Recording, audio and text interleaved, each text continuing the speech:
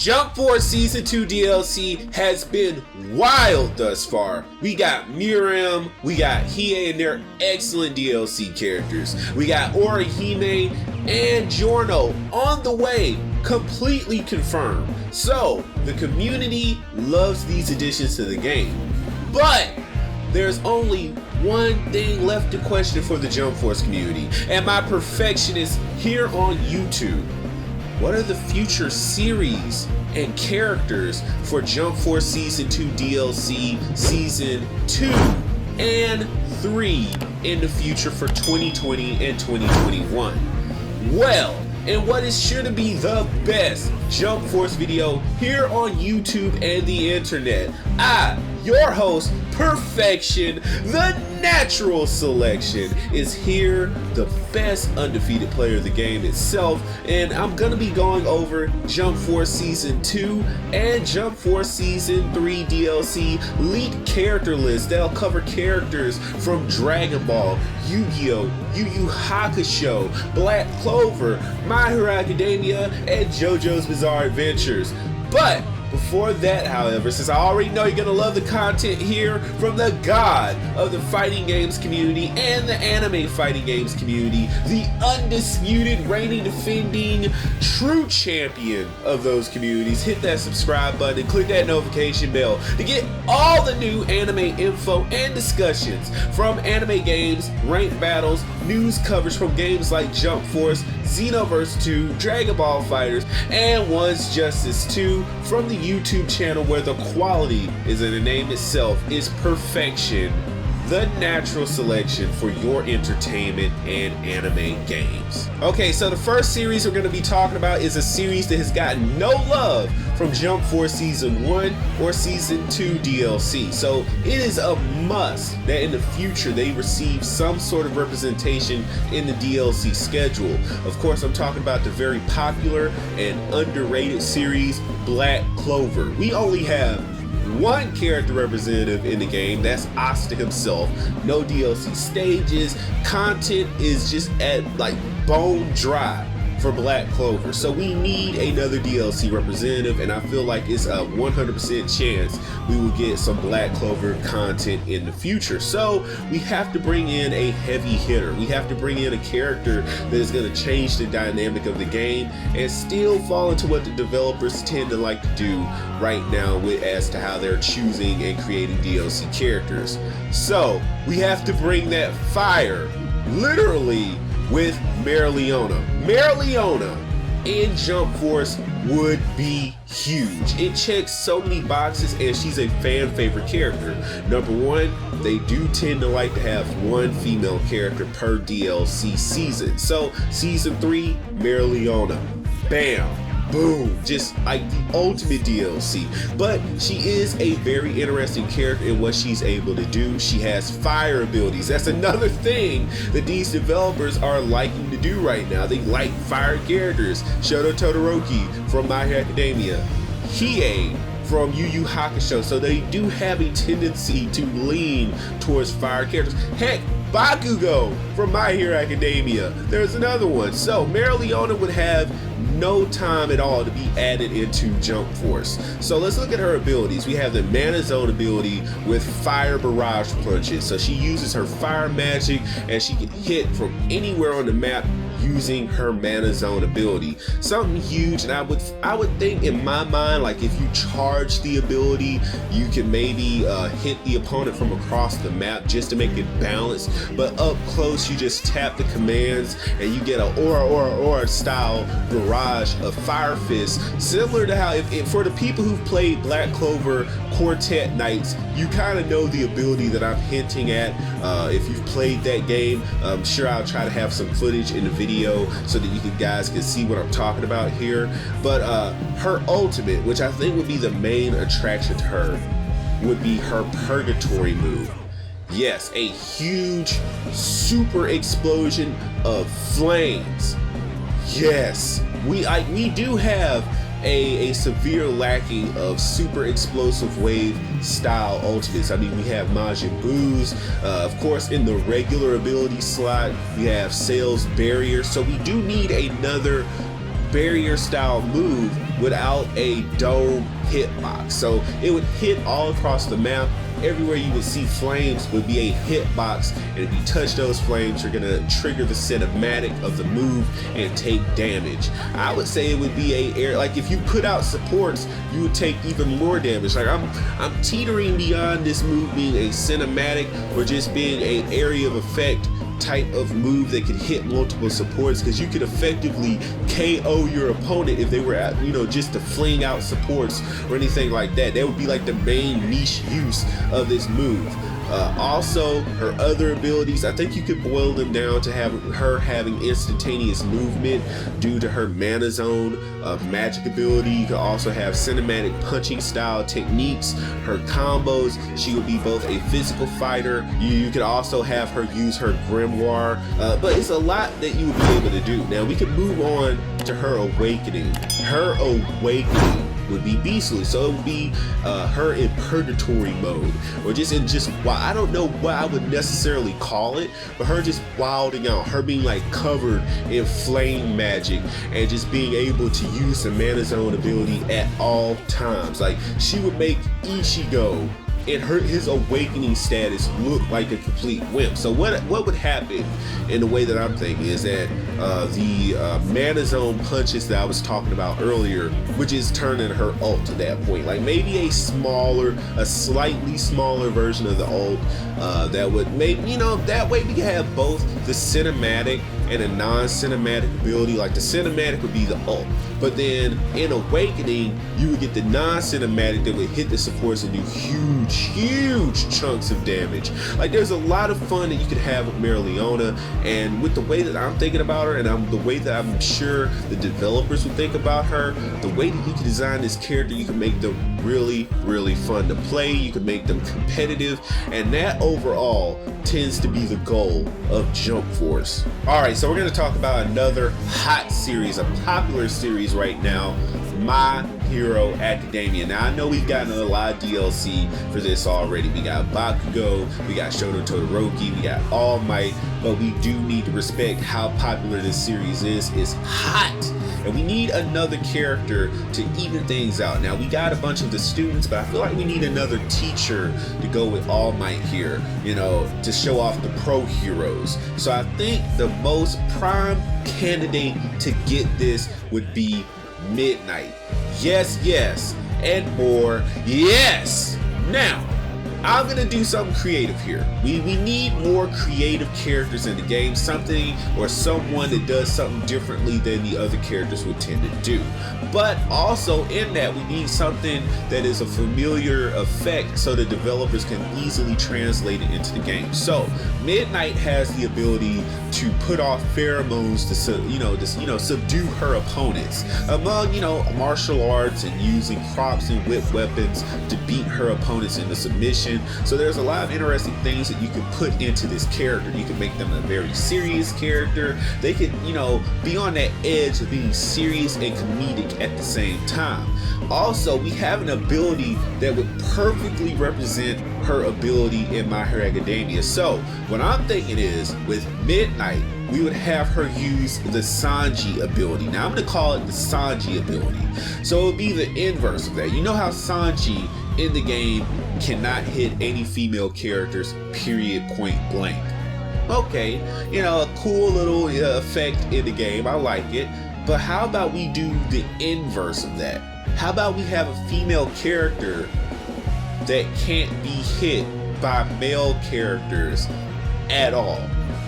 That would meta shift. That would also have everyone having at least one female character on their team. So this, it kind of creates a new meta without, being broken. We have Midnight, who cannot be hit by any male characters. That would be huge. It's also accurate to the series, accurate to her ability, and it's just simple in design, and so many fans would appreciate this on her, with her coming into Jump Force Season 3. Now, I'm pretty sure she wouldn't be on Season 2. I'm pretty sure in 2021 we're going to be starting Season 3 of Jump Force, and it would be big. So as for her combos and her moves, she does use certain law enforcement items or training items on her opponents. So you can have her use crops and whips. You can have her use the crop to do just like swinging combos or some kind of, you know, nightstick or baton, or her use her personal lightsaber that she hides under her bed on, you know, on the opponent. You can have her do a lot of interesting things with her combos. You can also have her use it's a move back in Naurto Storm series that when we introduced Karen into the hey, don't get mad, it's not that kind of Karen. I know what you're thinking. We're talking about Kenin, you know, part of Taka. We can have her use a move that's from the Naruto series where, you know, how Karen blew out the perfume spray, right? We can have Midnight, for one of her abilities, blow out perfume spray, and it would be a decent area of effect damaging ability. You could also have her use martial arts, high kicks, you know, crop whips. You can have her use a whip, you know, sort of like Renji, and just swing the whip around, just whip everything, and it does huge damage to multiple targets. Like, you could really go off with Midnight. And then with her ultimate ability, you can have her just whip and beat the opponent, sort of like how that one chick, Poison, that one female from Street Fighters, you know, Poison, she kind of just whips her opponents into submission. You could do a homage to the great female from that series. It, you know, looks like Jessie from Team Rocket. You can have her do that. There's a lot of things that you can do with Midnight, and that's why she needs to be My Hero Academia's representative for a Jump Force Season 3 DLC. Yes, yes, and more yes. Okay, so we're talking about new DLC characters. Now we have to have another big legendary franchise get DLC. And of course, that franchise I'm talking about is Dragon Ball. Now I know we've only had one DLC. We've had Majin Buu. He was a great DLC character. He changed up the game a bit. He had some interesting moves. He became an annoying support to go up against. So it's time for us to get another DLC character. And whom better than the legendary, lovely Super Saiyan Breaker herself, Android 18. Yes, yes, and more yes. Now, Android 18 is an interesting character. Now, being an android, being one of Dr. Giro's augmentations or creations, I mean, she at one time was a human, got augmented by Dr. Giro to be an android, and with that, she sort of encompasses a lot of the other Z Fighters' abilities. I mean, she does have data on them, so she can come in with an enhanced Destructo Disc, sort of, you know, paying homage to her hubby, Krillin. Yes, it would be a great ability. I know we already have something like it in the game, but we need a augmented version because, you know, those abilities that we have right now, they're pretty much nothing. They move around, they're slow, they're poorly animated in my personal opinion. So we have Android 18's version of the Destructo Disc being a faster, better tracking ability that cannot be guarded against, that would not only fail the opponent, but would, you know, have them in a staggered state that would make them comboable. So maybe you could have her use the Destructo Disc from a range to track the opponent, but at the same time, you know, she could use it mid-combo to do combo resets. That's what I'm wanting from her Destructo Disc ability. You really can't do that right now. Frieza's is more of a area control type of ability. They also tried adding another Destructo Disc that just, you know, flew under the radar. It was pretty much nothing. So I want something new from Android 18's Destructo Disc. Now, it could either be her ultimate if you want to go down that route. I don't suggest it because I have something much, much better in mind. But a Destructo Disc. So we're going to move on to Endless Rain or Endless Shoot. Now, Endless Shoot is pretty much her signature ability where she sends out a spam volley of energy blast at the opponent. We do have a representative ability in Xenoverse 2. Maybe it could change colors. It could be pink, It could also just be the typical yellow key color, but Android 18 takes a stationary stance, puts her hands out, and just launches a barrage of key blasts. Now what I want these key blasts to do is to track better. Now most of my abilities that I come up with, they're anti-run. This is to kind of stop the camping and the running away and jump guarding in the game that we currently have. So what I want from her endless shoot ability is that if you guard against too many of the shots, you get guard broken.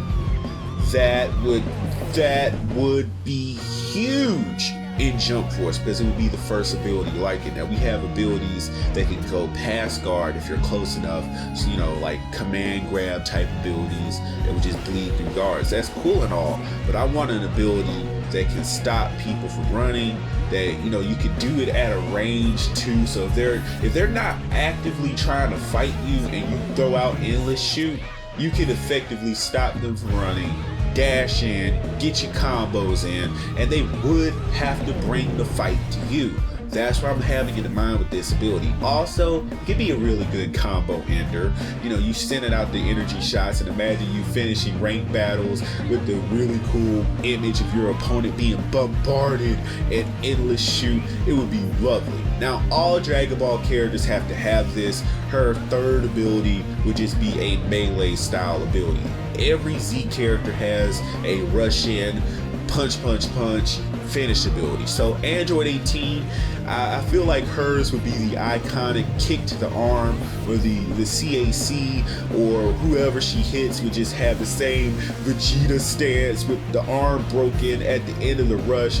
I would love seeing that translated into Jump Force. Let me know what you think about that in the comment section below, by the way. Now, the ultimate, I have this envisioned. It would be a huge ultimate, and would be potentially the best ultimate in Jump Force ever, period, point blank.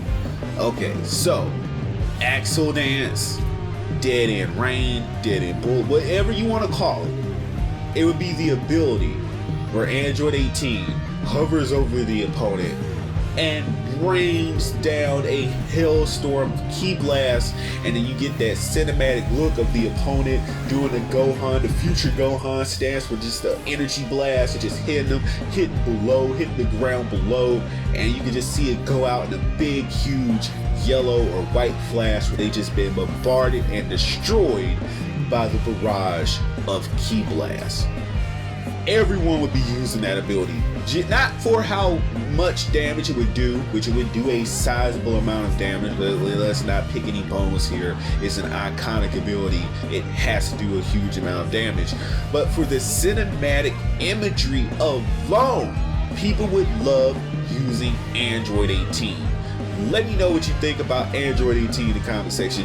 My Android 18, what I've envisioned, and maybe you can add some notes down below to let me know what you think. So our next series that we're going to be pulling our DLC character is from the legendary Naurto series. Now, of course, we've already had Madara Uchiha as a DLC character for Jump Force, either Season 1 DLC or Jump Force Season 2 DLC. I don't quite remember because they space these things out so much, it's difficult to keep track of.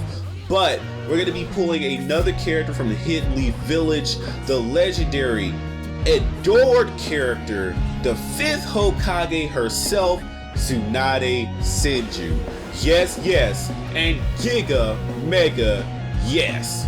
Everyone will love Tsunadi in the game. Now, I know a lot of people are going to point out the outfit thing. The developers have proven they don't care about that little fictitious rule we came up with. But also, Tsunadi can be wearing her outfit without the green jacket. She does not have to have the green jacket. I mean, let's be honest. We're not going to get too much restriction with a character like Tsunadi and her muscular figure, but we don't need the jacket. We don't want any restriction. So no jacket, just her in her legendary gi. Yes, yes, and more yes. Now, Tsunadi is an interesting character in the fact that she's a Herculean strength character with healing characteristics. So we can work around that with a moveset. So, first move, Tsunadi's legendary heal drop. Now, I'm thinking of like 2 different variations. Now, If Tsunadi is far away from the opponent, we get a non-cinematic version where Tsunadi comes in, she does a heal drop, and I think this could be the better of the two, because this heal drop could hit the ground, create boulders from the ground that would hit everything for an area of effect. So if you have support out, you use heal drop, there's a potential that you can hit multiple characters and get a damage multiplier. So you wouldn't just get the normal chunk of damage, instead you would pick up the damage for hitting their supports too. So it's a very meta competitive move that Tsunadi would have in her arsenal. Now if she's closer to the opponent, sort of like how Trunks' move works, like you would get a cinematic, so you would just see Tsunadi coming in from above you, leg outstretched, and she would just heal drop directly on you. So you get a move, you get one ability, but technically you're getting two. Now I'm gonna love the cinematic version a little bit better, like not for competitive purposes, but for the cinematic attributes as well. So that's one ability, and it's her legendary ability, it's her trademark ability, the heal drop. Next ability, which would be another meta ability, and it would bring something new to Jump Force, gives Tsunadi her Chakra Scalpel ability. Now for people that already know what the Chakra Scalpel does in Naurto, this would be huge for Jump Force. It would add a completely new concept and mechanic to the game. So if you hit the Chakra Scalpel on the opponent, their whole output, their whole control scheme would be mixed up. So that means if they move left, they're actually moving right. If they, if they dash, they actually want to block. If they block, they accidentally dash. So it would mix up their controls. It's a completely new status that would be added into Jump Force, and it would be, it would require some people acclimating it, to it and preparing for, what if Tsunadi gets put in the battle and I'm ready to deal with the Chakra Scalpel, and if my controls get mixed up. I feel like that would be a fun ability to have. It would do a decent chunk of damage. You could really add a brand new meta into Jump Force with that one ability alone, Chakra Scalpel. It's pretty simple, but it would be effective. It would disorient the opponent completely. Now, how long would this effect last? I'm thinking 20 seconds. I feel like 20 seconds of them being mixed up, disoriented would be fine. That way it's long enough to feel like the ability has taken effect, but not too obnoxiously long. Like I couldn't make it permanent, that would be broken, but for a decent amount of time, for 20 seconds, you're completely mixed up, and the only way to evade the ability or to suppress the ability would just be not to move or do anything at all. But at that point, you're just a sitting duck to take damage. So Chakra Scalpel, something brand new into Jump Force. Now her third ability, I feel like it would have to be healing. Healing, we have to represent the healing in the regular abilities, and this is what I have it for Tsunadi. Now either she could just open up a little bit of her seal and she heals her health. Now if she holds the heal button, she gets accelerated healing. So if she just sits there holding the ability, she gets her larger amounts of her health back and quicker. So this is meant to entice the enemy to come in and fight. So if you see a Tsunadi just sitting up there healing huge chunks of her health back, you got to get in there and fight. You can't just like sit to the other side of the map. You have to get in and bring the fight to the opponent, which is what this ability is truly meant to do. Now, if she just activates it the regular way, it would pretty much work like Kurapika's ability, where she would just heal over time. But here's the takeaway, right? If you go for that charging variant and you're interrupted, you get no healing at all. So that balances the ability. So if you go for the quick healing, you get the normal Kurapika healing tick. But if you sit up there and you hold the ability, you get larger chunks of your health back, and your opponent has to come in and fight you. So you have to really pick which one would be worth it to you. Finally, her ultimate, pretty simple. Her doing a barrage of Herculean strength punches, but also finishing it off with that legendary finger flick. So she would just flick the opponent in the forehead and send them flying to the other side of the map. Now, they would hang in the air, and if you wanted to, you could switch out to another character and maybe get another Kamehameha wave or get another ability off depending upon how far it would stretch out. But this would be an ultimate. It would do a, ultimate level damage, but would also set the opponent prone for another move. Because I think that's what I'm thinking about when I'm thinking about finger flick. Like, you just flick them, they're hung in the air, they just got hit with Herculean strength, and maybe just hang them in the air for a bit. You're free to do what you need to do, and maybe Tsunadi herself could go in and do a heal drop or something else to add in for the damage. So Tsunadi would have the first truly combo ult in the game, comboable or combo ult, whatever you want to refer to it as. She would be the first character of her design to have that sort of ultimate in Jump Force, and I feel like that would be great. Now, the next thing that would happen, I feel like this would happen during the ult, because we're going to slide right into her awakening. She would have her secret seal. Now, her seal would turn on, and this would turn on healing at a very accelerated rate, a little bit more, a lot more than what Kurapika's would do, because that's what it does in the series. So we have to have her seal activated where you can see the marks all over her body, and this mode would definitely be something effective late game when your opponent wants to run from you. You hit them with the ult, and they're just going to continue to run from you. Let's say they did a little bit more damage than you. No, you have to fight now because I have my seal activated. To think about that, that would change the game. It would make Tsunadi a threat at all competitive levels of play, and that's what I wanted to do with Tsunadi. So let me know what you think in the comment section below about those abilities that I've selected for Tsunadi. Hey, I know you like today's Jump Force Season 2 DLC and Jump Force Season 3 DLC characters lineup video. Press that subscribe button with utter perfection and watch some of the other videos linked down below, and the playlist that pops up on your screen right now. Click that notification bell to get all the top anime fighting games, and anime games information here on the place where the quality is in the name itself, is perfection, the natural selection.